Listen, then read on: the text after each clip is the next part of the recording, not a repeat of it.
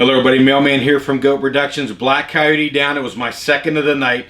I don't normally go out and locate like some guys do for coyotes. They go out and locate, then they hunt them different nights. What I normally do is when I'm hunting a particular group or a particular couple, I hear the other ones. There's just so many groups around that I can go, my next hunt, I plan for it based on what I heard the last time out. So I don't necessarily go out just to locate them and then hunt them later. I locate them based on the hunt. So last night I wanted to go about 500-600 yards away from where I was the other night and took the triple.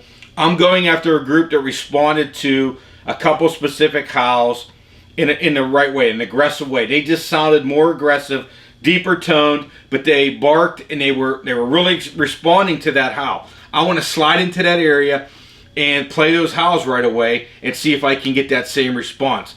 I slide into this other field and it's a lot higher. The cows haven't been in there in a long time and it's been planted. So you have a higher growing field, and I like to get on the round concrete watering areas for the cattle. I like to sit on there, man, for my back in the winter.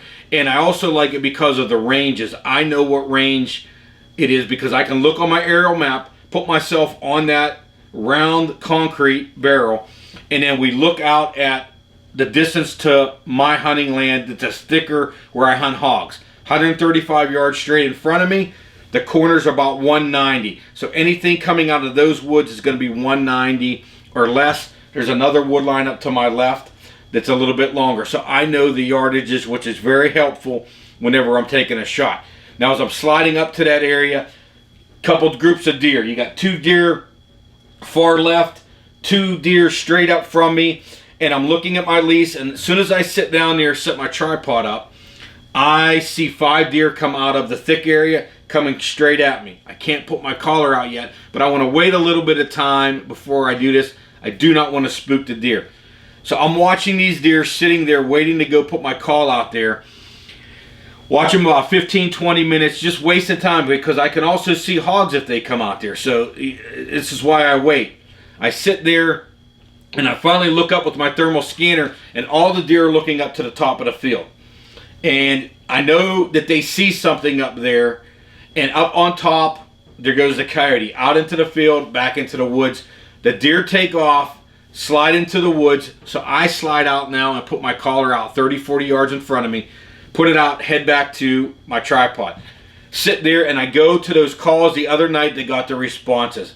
I think I'm calling to the same group that's in there from the other night, just the night before. Go and I put out alpha female call, howl with that one time, pause it, wait a little bit, howl with it again. No responses at all anywhere. It's a rainy night. Got the Thor 4 out there because of the rain. Don't want to deal with the fog.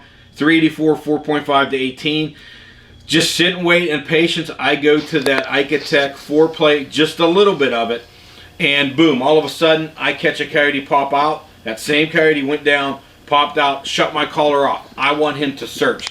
You're going to pull up the video now, and I'm looking at that coyote out there, and you got to read body language now. Is he going to come in more? Is he going to go back in the woods? If he goes back in the woods, I'm going to play a little bit more and try and bring him back out. I just want to sit there and wait.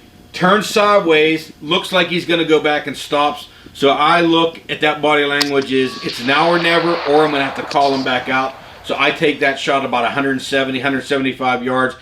Bam, drop that one right there in its tracks. Great hunt, got one of that group, no responses at all yet.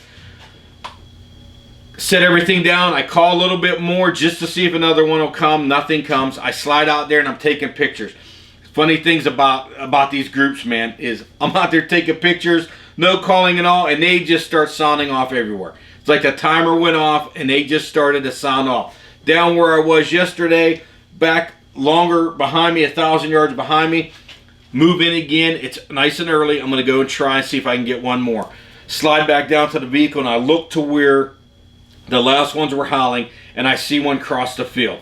Make a loop around, get out there, put my collar out, and again, same howl, that long, deep howl of an alpha female, just a high, just a brassy call, man. I mean, you can just tell the differences. So when you listen to your callers, man, listen for different tones, different aggression, and change it up sometimes.